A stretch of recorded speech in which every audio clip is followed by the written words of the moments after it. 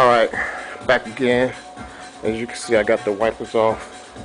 I said it was 5 screws, but actually it's 1, 2, 3, 4, 5, 6, 7, 8, 9. So we gotta lift the hood and get the last 4, which those 4 short ones right there. Alright, so there you go. I'm gonna remove those black covers off. Remove those black covers, that way I can access the windshield at the bottom. Then I'm gonna pull these out. These little weather strippings right here, they could be reused. So you can reuse these. Just pull them out and reuse them. You know what I'm saying? Actually, when you put them back in, you want to have this in with the windshield or put it on the windshield.